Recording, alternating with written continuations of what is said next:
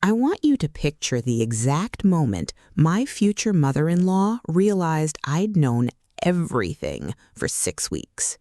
She was standing at the microphone at my own rehearsal dinner, holding a printed card in her hand, smiling the kind of smile that only comes from someone who thinks they're about to win. She thought she was 30 seconds away from destroying my wedding in front of everyone I loved. She thought I had no idea what was written on that card. What she didn't know was that I'd written half of it myself. 6 weeks earlier, I'd found a folder on a laptop I wasn't supposed to be using, hidden inside a subfolder labeled Recipes. Inside that folder wasn't a single recipe. It was a spreadsheet, my wedding broken down into a plan to make sure it never actually happened, or if it did happen, that I'd spend the rest of my life regretting it. I didn't scream. I didn't confront her that night. I did something so much worse for her and so much better for me. I let her think she was winning. Stay with me tonight, because to understand how a folder labeled Recipes turned into the most satisfying 30 seconds of my entire life, I have to take you back to the beginning, back to the woman who used to hand me a plate of cookies with one hand and a knife with the other and smile the whole time she did it. Hey, welcome back. If you're new here, I'm the one telling you tonight's story, and I promise you, you are going to want to sit through this whole thing. This is a true story about a wedding, a woman who spent 18 months trying to sabotage it from the inside, and the slow, quiet, completely legal way I made sure that when the truth finally came out, it came out on my terms, not hers. If you've ever had an in-law who smiled at you across the dinner table while quietly working against you behind your back, comment below and let me know you're here, because tonight's story is for every single one of you. And listen, subscribe now before you get pulled in, because I promise you this gets so much worse before it gets better. There's a moment about 40 minutes in involving a rented van, a florist, and a fake guest list that even I still can't fully believe I pulled off. You do not want to miss that part. Okay, let's go back to the beginning. My name doesn't matter for tonight's story.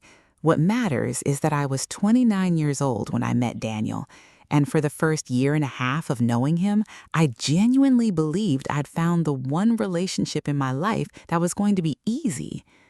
I met Daniel at a mutual friend's birthday dinner, seated next to each other by pure accident because the restaurant had run out of room at the main table and put the two latecomers at a smaller two-top off to the side. We joked about being exiled together. 2 hours later, we were still there long after everyone else had left, and I remember thinking, driving home that night, that I hadn't laughed that much with anyone in years. Daniel was easy to love. He was the kind of person who remembered small details, what I'd ordered on our first date, the name of my childhood dog, the fact that I hated when people chewed with their mouth open. He worked as a structural engineer, methodical and steady in a way that balanced out my more chaotic, creative brain. I did freelance graphic design out of a converted spare room in my apartment, and he used to sit on the floor next to my desk some evenings just to be near me while I worked, not saying much, just present.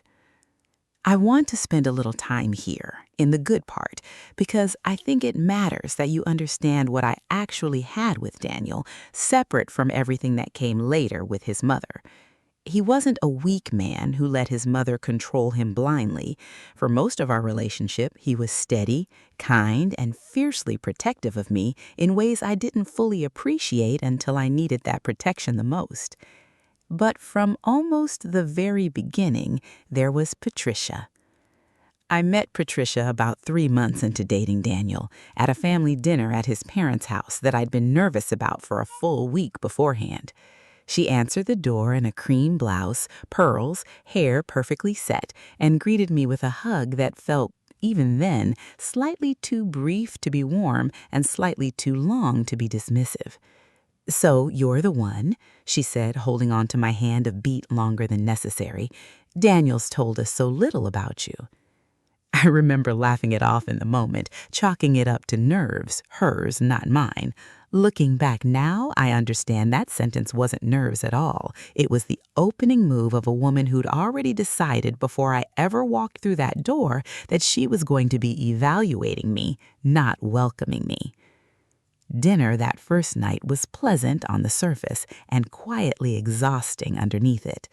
Patricia asked me about my job, and when I explained freelance graphic design, she nodded slowly and said, "That's brave, not having something more stable," in a tone that made the word brave sound like an insult wearing a nice dress. She asked about my family, and when I mentioned my parents had divorced when I was 12, she said, "Well, that explains a few things," and then smiled like she'd paid me a compliment.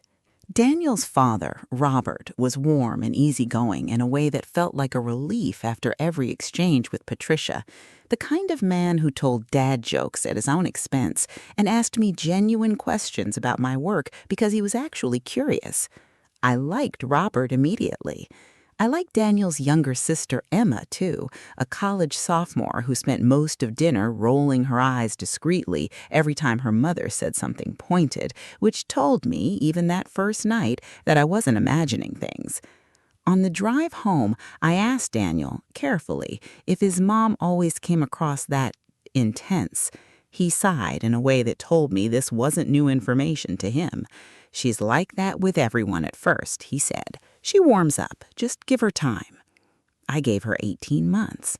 For the first year of our relationship, Patricia's behavior toward me existed in this frustrating gray zone that's almost impossible to explain to someone who hasn't lived it. Nothing she did was quite bad enough to point to directly. Every comment had plausible deniability built right into it. If I mentioned feeling hurt by something she'd said, Daniel would gently push back, not defending her exactly, but suggesting maybe I'd misread the tone, maybe she hadn't meant it that way, maybe I was being a little sensitive. And because each individual comment really was small enough to explain away, I started doubting my own read on things. That's the part I want you to really sit with, because I think a lot of you watching tonight know exactly what that feels like. There was the Christmas Patricia accidentally left my name off the family gift exchange list, then acted mortified and blamed a mix-up with the online sign-up sheet, even though every other name on that list had been spelled correctly and mine was the only one missing entirely. There was the time she introduced me to her book club friends as Daniel's girlfriend for now, with a light little laugh, like it was a joke, like I wasn't standing right there hearing it. There was the running commentary about my job, still doing the freelance thing, delivered every single time we saw each other, in a tone that made it clear she was waiting for me to grow out of it. I remember one specific dinner, about 8 months in, where Patricia spent nearly 20 minutes telling a story about Daniel's ex-girlfriend, Vanessa, who he dated for 3 years in his mid-20s before they broke up. "Vanessa used to help me with the Easter centerpieces every single year," Patricia said, looking directly at me while she said it. She had such a natural eye for that kind of thing. I remember smiling politely and saying nothing, while some quiet part of me filed that story away in a drawer I didn't yet know I was going to need later. Daniel, to his credit, wasn't blind to all of it. After that particular dinner in the car, he actually apologized unprompted, and said, "I don't know why she does that. I'll talk to her." He did talk to her, apparently, because the Vanessa stories mostly stopped after that. But something else always seemed to take their place. Patricia was, if nothing else, remarkably consistent in finding new, small ways to remind me I hadn't quite earned my seat at the table yet. I want to be fair here because I think it matters for the rest of this story. There were good moments with Patricia too, scattered in among the sharp ones, and for a long time those good moments were exactly what let me keep giving her the benefit of the doubt. She taught me her mother's pie crust recipe one Thanksgiving, hands over mine at the counter, genuinely patient, genuinely warm for those 20 minutes. She sent me a thoughtful card when my grandmother passed away, one that made me cry, one that felt like it came from a real place. Those moments were confusing precisely because they were real. It's a lot harder to build a clear picture of someone when they occasionally, convincingly, act like the person you wish they were. Daniel proposed to me on a Tuesday evening in October at the small Italian restaurant where we'd had our first real date, down on one knee between the bread basket and the dessert menu, hands shaking so badly he nearly dropped the ring twice getting it out of his pocket. I said yes before he even finished the sentence. It remains, to this day, one of the purest, happiest moments of my entire life, completely untouched by anything that came after it. We told his parents 2 days later at Sunday dinner. Robert hugged me so hard he lifted me slightly off the ground, genuinely thrilled. Patricia hugged me too, said all the right words, welcome to the family, we're so happy, and for one evening I let myself believe that maybe an engagement would be the thing that finally softened her toward me. I found out, less than 3 weeks later, exactly how wrong that hope was. Patricia called me directly, not Daniel, about the wedding, since I have so much experience with these things, she said, referencing Emma's cousin's wedding she'd helped plan 2 years earlier. She had opinions immediately about the venue, about the guest list, about the date. She suggested, gently at first, that the wedding should happen at the country club where the family had been members for over 20 years, run by her close friend Diane, who could make sure everything ran smoothly. I told her politely that Daniel and I had actually been looking at a vineyard about an hour outside the city, somewhere that felt like us rather than somewhere that had been the default venue for every wedding in his extended family for 2 decades. There was a pause on the phone, just long enough to feel deliberate, before she said, "Well, we'll see what works out best for everyone," in a tone that made it clear she had absolutely no intention of letting that vineyard idea survive. That was the first real red flag I clocked as a red flag, rather than just another uncomfortable comment I talked myself out of.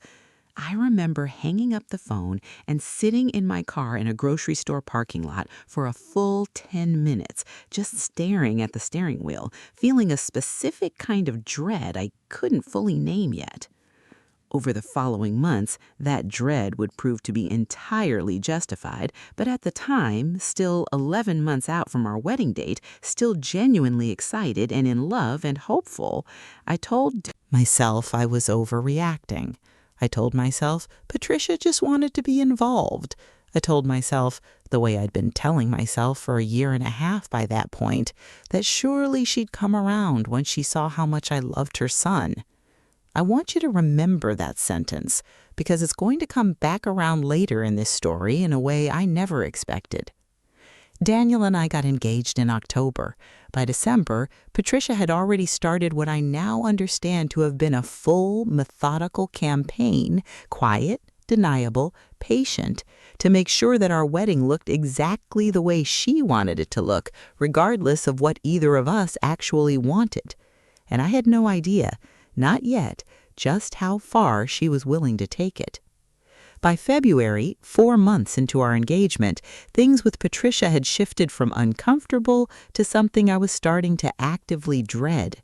What had once been passive-aggressive comments over dinner had become active interference in decisions that were supposed to be mine and Daniel's alone to make.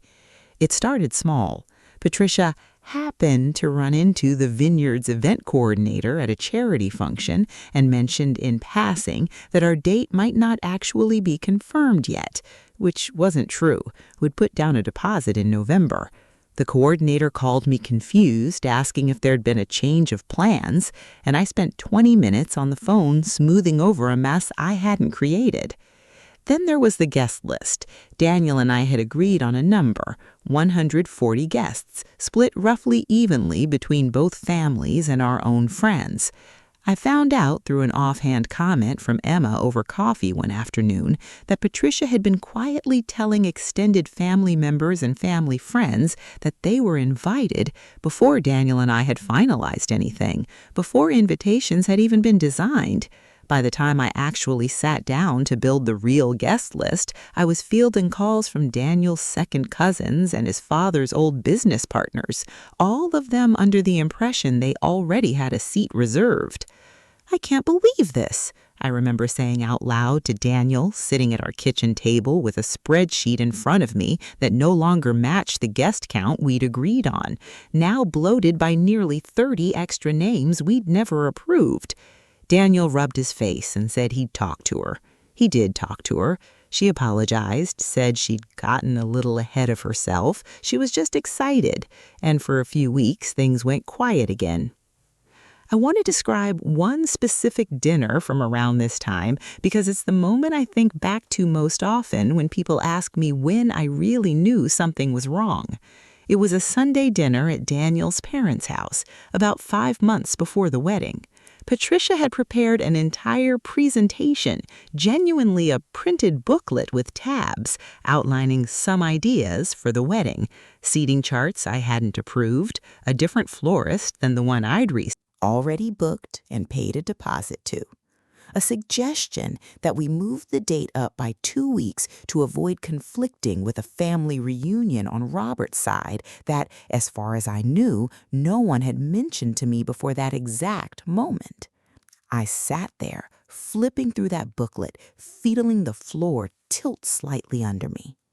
Daniel, to his credit, said, "Mom, this is a lot. We already have most of this figured out." Patricia's smile didn't waver. "I just want everything to be perfect for you both," she said. "I have so much more experience with events like this." I asked her, as gently as I could manage, why she'd contacted a new florist when I already had a contract with one. She said, without missing a beat, "Oh, I just thought Diane's cousin could do it for a better price, and family should support family." I told her I appreciated the thought, but I'd already committed to my florist, deposit paid, contract signed. She nodded, said, of course, and moved on to the next tab in her booklet like the conversation had never happened. That's the pattern I want you to understand, because it's the thing that made this so hard to fight for months. Every single overreach came wrapped in reasonable-sounding language. She was just excited. She just wanted to help. She just had more experience. Individually, each one was small enough to let go. Together, they were an entire campaign to quietly take over my wedding while making it sound, every single time, like generosity. By April, 3 months out, the incidents had escalated to something I couldn't explain away as enthusiasm anymore. My wedding dress, a dress I'd found after trying on nearly 30 others, a dress that made me cry in the fitting room mirror, the one dress that felt completely, unmistakably like me, went missing from the bridal shop's back storage 2 weeks before my final fitting. The shop owner called me, mortified, explaining that dresses on hold don't just disappear, that someone would have needed to specifically request early pickup using my name and account information. When she finally tracked it down through their records, the pickup had been authorized over the phone by someone claiming to be my mother, providing details about the dress and my account that only a handful of people could have known. My mother had never made that call. My mother, in fact, had been visiting my aunt in another state the entire week in question, something I was able to confirm within minutes because we'd been texting the whole time she was gone. I remember standing in that bridal shop, staring at the shop owner, feeling something colder settle into my chest than anything Patricia had done up to that point. "Someone impersonated my mother to get my dress," I said out loud, mostly to make myself believe it. The shop owner, flustered and apologetic, eventually found the dress. It had been accidentally delivered to an address that, when I looked it up later, turned out to belong to Diane, the family friend from the country club. I want to be fair here because I think it matters for the rest of this story. There were good moments with Patricia too, scattered in among the sharp ones, and for a long time those good moments were exactly what let me keep giving her the benefit of the doubt. She taught me her mother's pie crust recipe one Thanksgiving, hands over mine at the counter, genuinely patient, genuinely warm for those 20 minutes. She sent me a thoughtful card when my grandmother passed away, one that made me cry, one that felt like it came from a real place. Those moments were confusing precisely because they were real. It's a lot harder to build a clear picture of someone when they occasionally, convincingly, act like the person you wish they were. Daniel proposed to me on a Tuesday evening in October at the small Italian restaurant where we'd had our first real date, down on one knee between the bread basket and the dessert menu, hands shaking so badly he nearly dropped the ring twice getting it out of his pocket. I said yes before he even finished the sentence. It remains, to this day, one of the purest, happiest moments of my entire life, completely untouched by anything that came after it. We told his parents 2 days later at Sunday dinner. Robert hugged me so hard he lifted me slightly off the ground, genuinely thrilled. Patricia hugged me too, said all the right words, welcome to the family, we're so happy, and for one evening I let myself believe that maybe an engagement would be the thing that finally softened her toward me. I found out, less than 3 weeks later, exactly how wrong that hope was. Patricia called me directly, not Daniel, about the wedding, since I have so much experience with these things, she said, referencing Emma's cousin's wedding she'd helped plan 2 years earlier. She had opinions immediately about the venue, about the guest list, about the date. She suggested, gently at first, that the wedding should happen at the country club where the family had been members for over 20 years, run by her close friend Diane, who could make sure everything ran smoothly. I told her politely that Daniel and I had actually been looking at a vineyard about an hour outside the city, somewhere that felt like us rather than somewhere that had been the default venue for every wedding in his extended family for 2 decades. There was a pause on the phone, just long enough to feel deliberate, before she said, "Well, we'll see what works out best for everyone," in a tone that made it clear she had absolutely no intention of letting that vineyard idea survive. That was the first real red flag I clocked as a red flag, rather than just another uncomfortable comment I talked myself out of. I remember hanging up the phone and sitting in my car in a grocery store parking lot for a full 10 minutes, just staring at the steering wheel, feeling a specific kind of dread I couldn't fully name yet. Over the following months, that dread would prove to be entirely justified, but at the time, still 11 months out from our wedding date, still genuinely excited and in love and hopeful, I told extension our marriage should look like, and that she considered herself entitled to act on that belief, regardless of what either of us wanted. Daniel asked her directly if she was trying to sabotage the wedding. She laughed. Actually laughed and said, "Don't be dramatic. I'm trying to help you avoid a mistake before it's too late to fix." I asked what mistake she meant. She looked at me, not unkindly exactly, more like someone delivering a diagnosis, and said, "I don't think you understand what it takes to be part of a family like this one. I've watched women come and go around Daniel for years. I just want to make sure this one is built to last before everyone commits fully." That was the moment I understood with total clarity that Patricia didn't see her behavior as sabotage at all. She saw it as quality control. We left that dinner without resolution. Daniel was shaken in a way I'd never seen him from before, quiet the entire drive home, finally saying, somewhere around the 3rd red light, "I think I've spent my whole life explaining away things I should have taken seriously a long time ago." I didn't say anything. I just reached over and held his hand because I understood in that moment that this wasn't just my battle to fight anymore. It was becoming his too, in a way that was clearly costing him something I couldn't fully see from the outside. But what happened next, I never saw coming. 3 weeks after that confrontation, about 6 weeks before the wedding, I was using Daniel's laptop to print something for work while my own printer was out of ink. His browser had a folder synced from his parents' shared family cloud drive, something Patricia had set up years earlier for holiday photos and family documents, a folder Daniel barely ever opened. Something made me pause on it that day. Maybe it was instinct. Maybe it was 6 months of small, deniable incidents finally adding up to something my gut refused to ignore any longer. I opened the folder.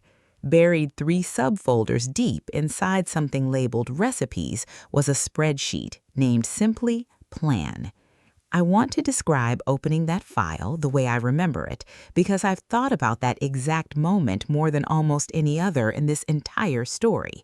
My hands were steady, which surprised me even then, some cold, focused part of me already anticipating what I was about to find before I fully understood it. The spreadsheet had tabs, actual tabs, organized, labeled, methodical in a way that made my stomach drop before I'd even read a single line of content. Venue, guest list, vendors, timeline, and one final tab simply labeled contingency. The venue tab detailed in specific dollar amounts how much Patricia had already quietly paid using her and Robert's money to place a backup deposit at the country club in case the vineyard falls through, alongside notes about how to gently steer us toward canceling the original vineyard closer to the date, when it would be too late to easily find another venue and we'd have no choice but to accept her backup option. The guest list tab contained the full extended list she'd been building since December, 30-plus names beyond what Daniel and I'd approved, with a note at the top that read, chillingly, confirm with caterer directly. Don't loop in my name until headcount is locked. The vendors tab detailed the florist switch, the alternate photographer she'd been quietly negotiating with, and a note about handling the dress situation before the final fitting if needed. A note dated nearly a full week before the dress actually went missing. But it was the contingency tab that made the room around me go completely silent.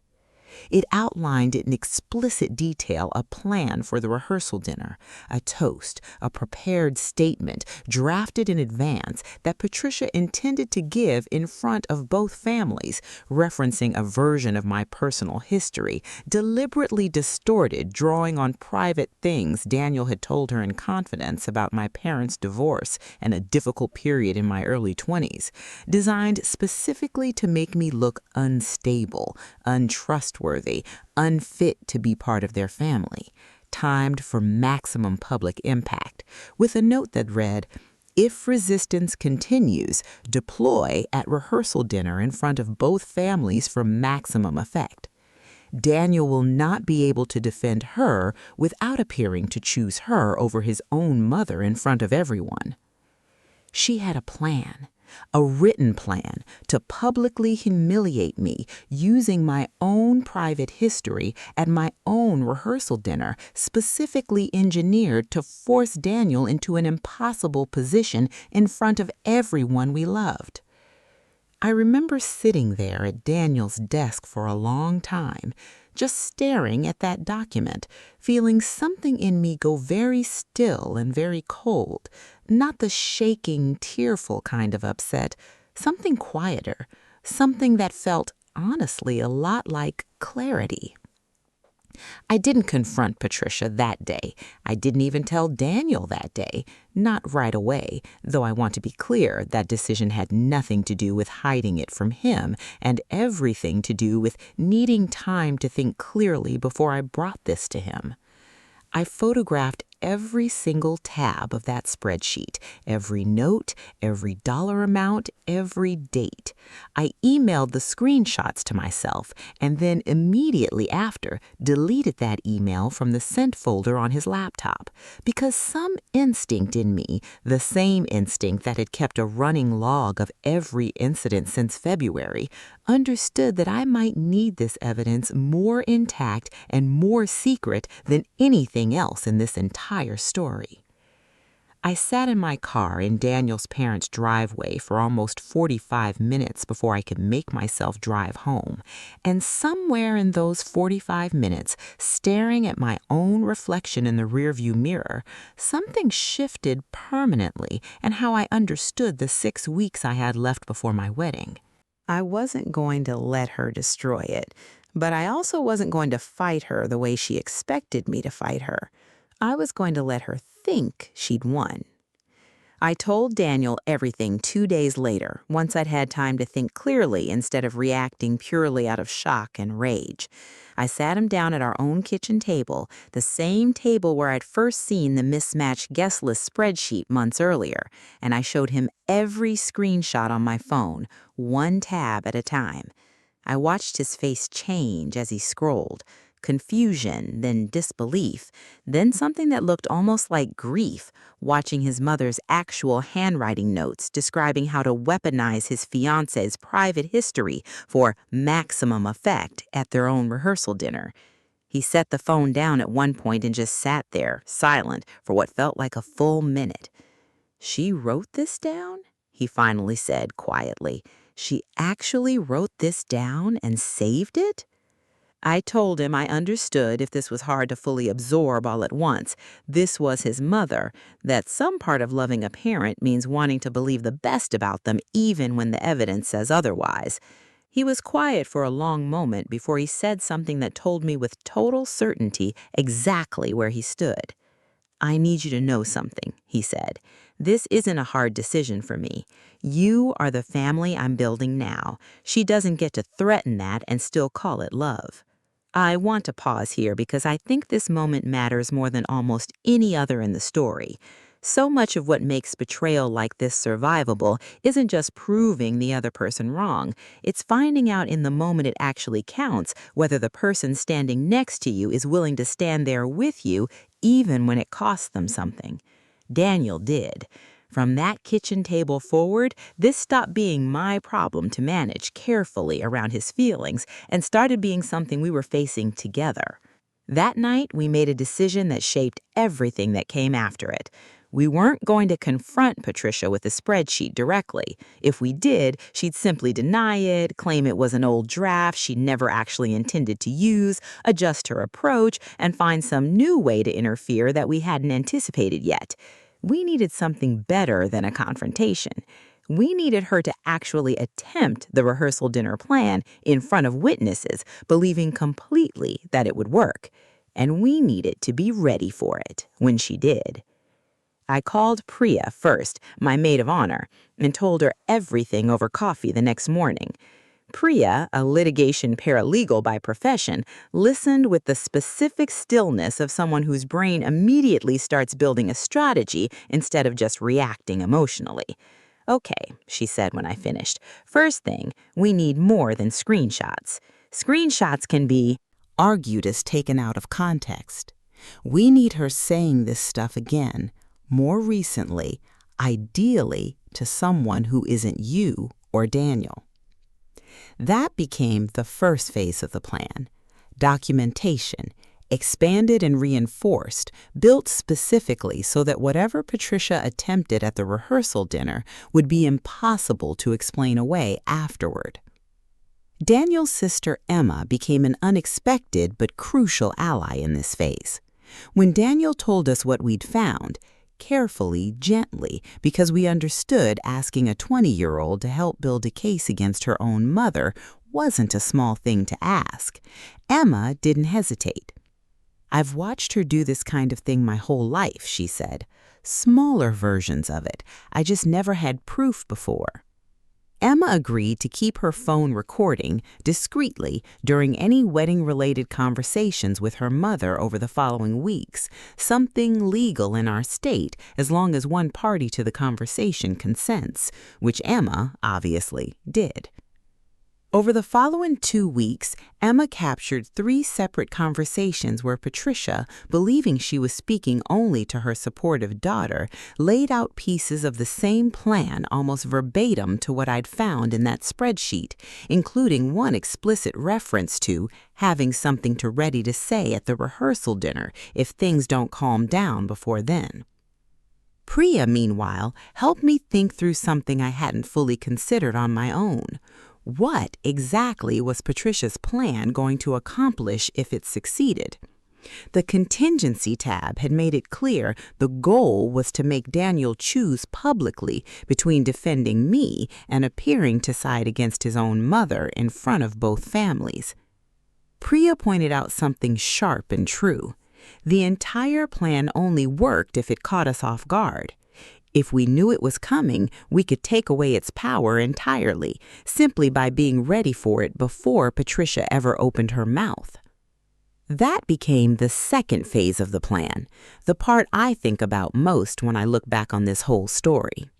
We weren't going to stop Patricia from standing up at that rehearsal dinner. We were going to let her. I want to explain exactly what letting her think she won actually looked like in practice, because I know some of you are waiting for the specifics. Over the following weeks, Daniel and I deliberately stopped resisting several of Patricia's smaller interferences, not the ones that mattered, but carefully chosen ones designed to make her believe her overall strategy was working. We let her win the seating chart argument, agreeing to seat a few of her extra guests at tables we'd originally planned differently. We let her believe she'd successfully talked us into using her preferred photographer's assistant for engagement photos, something genuinely low stakes that cost us nothing real. Each small calculated concession was designed to do one specific thing: convince Patricia that her approach was working, that we were tired, that we were finally softening under the pressure. She'd been applying for months, so that by the time the rehearsal dinner arrived, she'd have every reason to believe her biggest move yet would land exactly the way she planned it. There was a near miss during this stretch that still makes my stomach tighten thinking about it. About 10 days before the wedding, Patricia called me directly, her tone warmer than it had been in months, suggesting we clear the air over lunch, just the two of us. Priya and I debated for almost an hour beforehand whether I should go, worried it might be some kind of trap, some attempt to get ahead of whatever she suspected we might know. I went. I sat across from Patricia at a quiet little cafe, and for nearly an hour she was genuinely almost pleasant, asking about the honeymoon plans, complimenting the final dress, the real one, safely recovered, even at one point saying something that sounded almost like an apology. "I know I've been a lot to deal with these past few months," she said, stirring her coffee. "I just want you to know it comes from a place of caring, even when it doesn't look like it." I remember sitting there, holding my own coffee cup, thinking about the contingency tab sitting saved on 3 separate devices, and simply saying, "I appreciate you saying that." Nothing more. Priya had coached me carefully beforehand, give her nothing to react to, no confrontation, no forgiveness either, just calm, pleasant neutrality. It worked. Patricia left that lunch, I'm almost certain, believing she'd successfully smoothed things over enough that whatever resistance she'd encountered from Daniel and me had mostly faded. She had no idea that lunch had done the opposite. It had simply confirmed one more time exactly how comfortable she was maintaining 2 completely different versions of herself, depending on who she thought was watching. The third phase of the plan involved Robert, Daniel's father, which was honestly the piece I felt most uneasy about from the start. Robert had been nothing but kind to me since the day we met, and asking Daniel to potentially expose his mother to his own father felt like the part of this plan with the highest emotional cost, regardless of how it played out.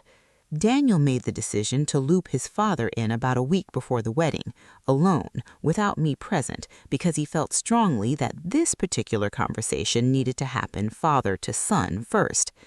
He came home that night quieter than I'd ever seen him, and told me Robert had gone very pale reading through the screenshots, had actually gotten up and left the room for several minutes before coming back and asking simply, "What do you need from me?" Robert's answer to that question became the final, crucial piece of the entire plan. He agreed to be present at the rehearsal dinner, aware of everything, ready to support us the second Patricia's toast began, not confronting her himself, but making sure that if she attempted to turn the room against us, she wouldn't have her husband's implicit approval sitting silently beside her while she did it. I also want to mention Sophie, our wedding coordinator, who became an unexpected ally in the most practical sense. When we explained carefully that there might be some family tension at the rehearsal dinner and that we needed her help managing the room if things got difficult, Sophie, who had clearly seen versions of difficult mothers-in-law before, simply nodded and said, "Just tell me what you need me to do when it happens, and I'll do it." She helped us plan the physical logistics of the evening, where the microphone would be, who would speak first, how quickly the room could be redirected if needed. By the week of the wedding, everything was in place. We had Emma's recordings. We had my original screenshots verified against timestamps on the family cloud drive that Patricia apparently had never thought to check or clear. We had Robert, quietly prepared, sitting beside his wife with full knowledge of what she was planning. We had Priya, ready with a printed folder of documentation if things escalated beyond what a calm response could handle. We had Sophie managing the room itself. And we had one final piece, the part I'm proudest of in this entire plan, the part that turned this from simple damage control into something that actually felt like justice. Daniel and I decided that if Patricia was going to use the rehearsal dinner toast as her weapon, we were going to use it as ours instead. We prepared our own response, not defensive, not emotional, simply factual, ready to be delivered the moment she finished whatever she'd planned to say. We wrote it together over several nights, revising it until it said exactly what needed to be said, no more and no less. 2 nights before the rehearsal dinner, I sat with my own mother and told her the full plan for the first time. I'd kept most of the details from her up to that point, mainly because I didn't want her carrying that stress on top of everything else involved in planning a wedding.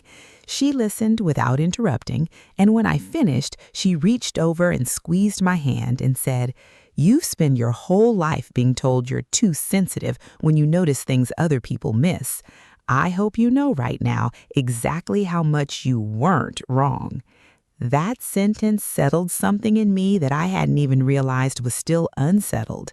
The night before the rehearsal dinner, I laid out my outfit, checked my phone one final time to confirm every screenshot and recording was safely backed up in 3 separate places, and lay awake for a long time, not out of dread this time, but out of something closer to readiness. I had no idea, even then, exactly how far Patricia was actually going to take it. The rehearsal dinner was held at a private room in a restaurant Robert had chosen years earlier for another family celebration. Warm lighting, long wooden tables, exactly the kind of intimate setting that made whatever Patricia was planning feel even more calculated in hindsight. A small enough room that every word carried, every reaction was visible. Nowhere for anyone to quietly disappear into a crowd. I got there early, on purpose, the same instinct that had once made me want to stand alone in a coffee shop before a different kind of confrontation, though I didn't know that comparison yet at the time.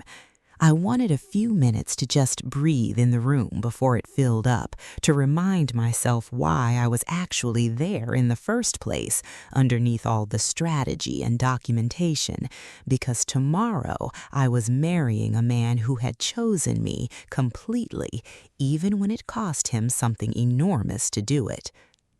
Guests began arriving, my parents, Daniel's extended family, close friends from both sides, Priya arriving with a leather folder tucked discreetly into her bag that she set on an empty chair beside her without a word. I saw Patricia near the entrance, greeting guests warmly, wearing a deep green dress, hair perfectly done, completely composed, completely, devastatingly normal, like a woman who had absolutely no idea what the next hour was about to reveal about her. Dinner unfolded pleasantly enough on the surface. Robert sat beside Patricia, quieter than usual, occasionally catching my eye across the table with an expression I understood immediately: steady, apologetic, ready. Daniel held my hand under the table for most of the meal, squeezing it gently every few minutes, a small private signal that meant simply, "I'm right here." Around 8 p.m., dessert plates were being cleared when Sophie discreetly signaled that toasts were about to begin. Priya went first, warm and funny, telling a story about the night Daniel and I met that made the whole room laugh. My father spoke next, brief and heartfelt, the kind of toast that made my eyes sting, despite everything I knew was coming. Then Patricia stood up.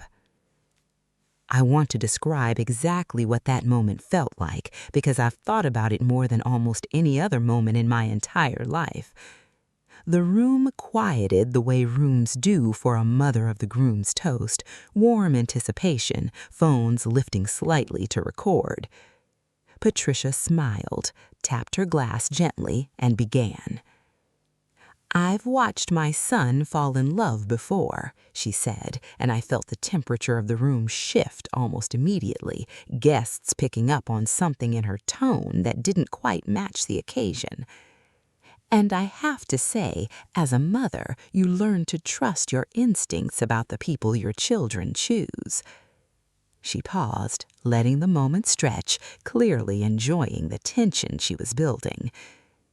"There are things about our family that we protect very carefully," she continued. "Things about trust, about stability, about knowing someone's full history before you commit your entire life to them."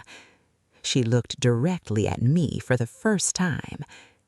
"I think everyone in this room deserves a little more honesty tonight than they've been given so far." I felt Daniel's hand tighten around mine under the table. I felt my own heart pounding, not from fear exactly, but from the strange, focused calm of watching something you've spent weeks preparing for finally begin exactly the way you expected it to. Patricia reached into her small clutch and pulled out a folded printed card, the same card, I understood immediately, that had been sitting in that contingency tab for months, drafted and ready.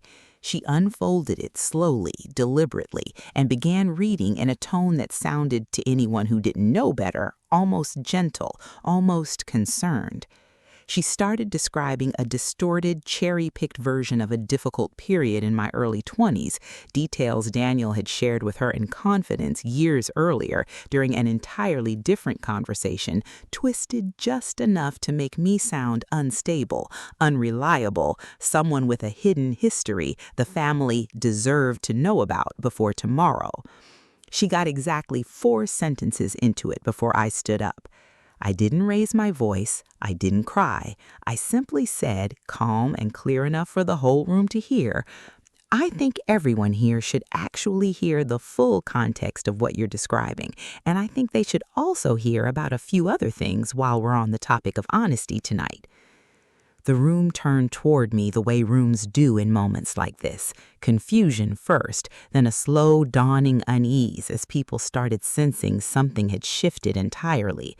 Patricia's expression flickered just slightly, the first real crack I'd seen in her composure in the 18 months I'd known her.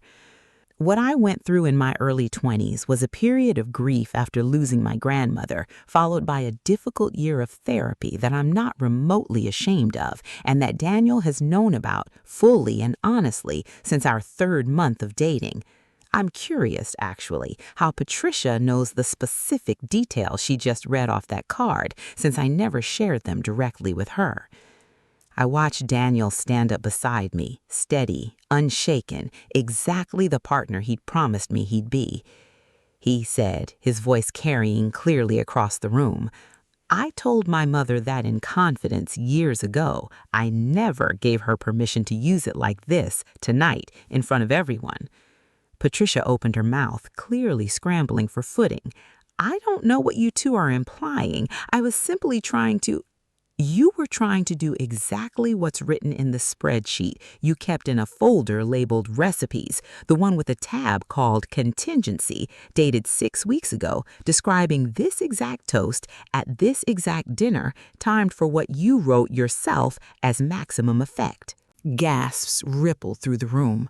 I heard Robert exhale audibly beside his wife, a sound that carried more than words could have. Patricia's face went through several expressions in quick succession: confusion, then something closer to genuine shock as she began to understand in real time exactly how much we actually knew. "That's not— I don't know what you're talking about," she said, but her voice had lost its earlier composure entirely. Emma stood up next, quiet but resolute, a version of courage I don't think anyone at that table had ever seen from her before. "I have 3 recordings, Mom," she said, "from the last 2 weeks. You told me almost this exact plan yourself, more than once." The room went completely silent. I watched several of Patricia's closest friends, seated near the front, exchange the kind of glance that told me this wasn't the first time they'd privately wondered about her, just the first time anyone had ever said it out loud. Priya stood, calm and measured, the leather folder now open in her hands. "I want to be clear that nobody here is trying to turn this into a scene beyond what's already happened," she said. "But given what was just attempted tonight, I think it's fair that everyone understands this wasn't a spontaneous comment. This was planned, in writing, for weeks." Robert finally spoke, quietly first, then with more conviction, turning to face his wife directly in front of everyone. "I saw the screenshots 4 days ago," he said. "I told you I hoped you'd reconsider whatever you were planning. You told me you already had." He looked in that moment less angry than simply deeply disappointed, which I think landed harder on Patricia than any amount of anger could have.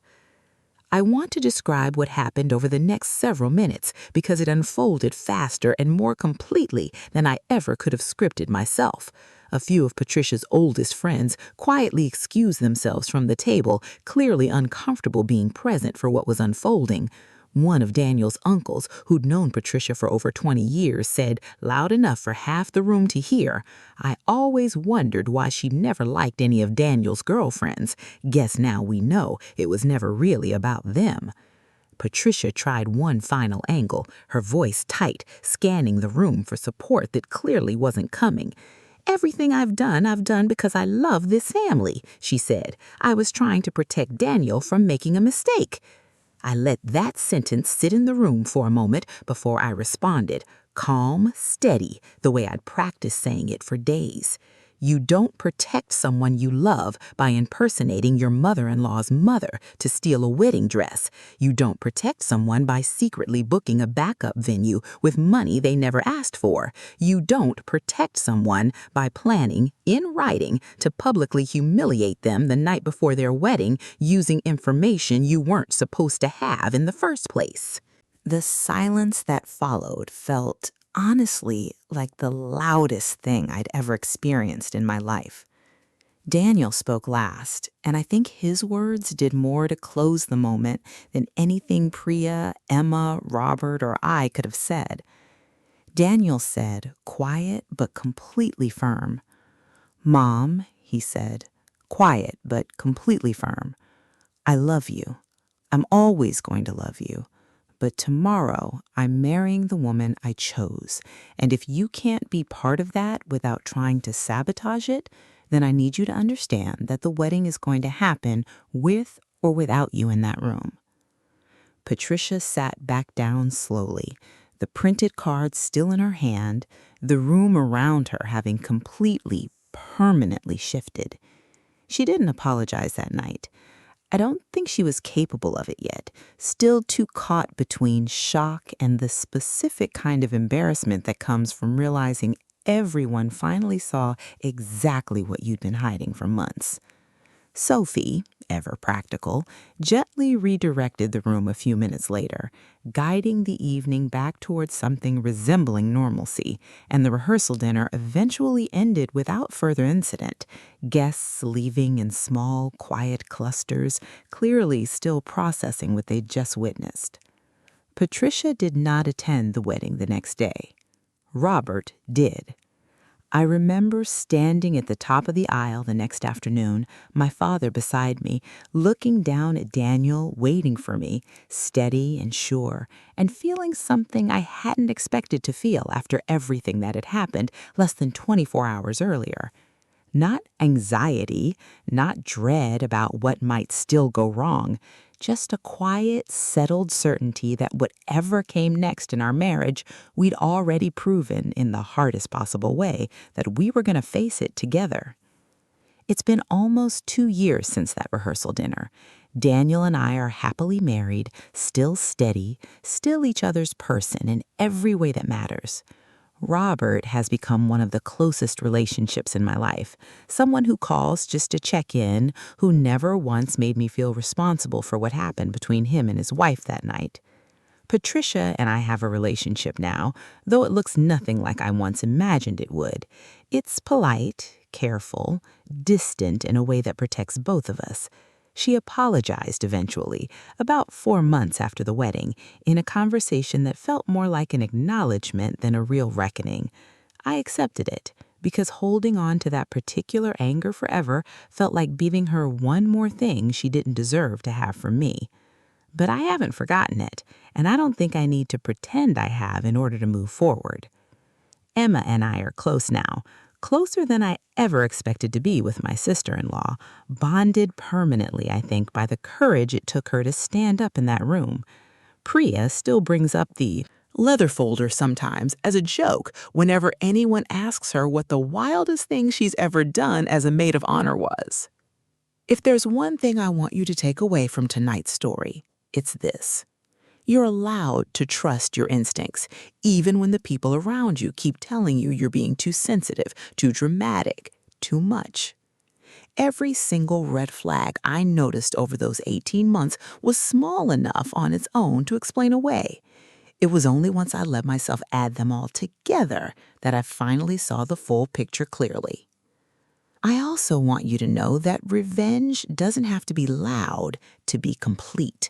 I didn't scream at Patricia. I didn't post about her online.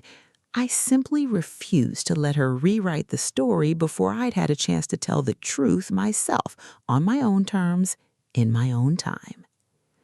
I know some of you watching tonight are dealing with your own version of a Patricia right now. A parent, an in-law, someone who smiles at you across the dinner table while quietly working against you behind your back. I want to say something directly to you if that's where you are tonight.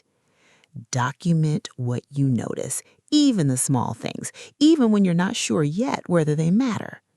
Trust the pattern, even when each individual piece feels too small to prove anything on its own. And find your people, the ones who will stand up in the room with you when it actually counts, the way Daniel, Emma, Robert, and Priya stood up for me. That's the whole story. From a mismatched two-top at a birthday dinner to a rehearsal dinner where the truth finally got to speak for itself. If you made it this far with me tonight, genuinely, thank you. I know this one got heavy, and I know some of you might be sitting with feelings of your own right now, thinking about someone in your life who's done something similar. I want to know what you would have done in my position. Would you have confronted her the moment you found that spreadsheet, or would you have waited the way I did? Drop it in the comments because I read every single one, and some of your stories are honestly just as wild as mine. If tonight's story kept you company, do me a favor and subscribe because there are so many more stories like this one waiting for you. Thank you for listening. I'll see you in the next one.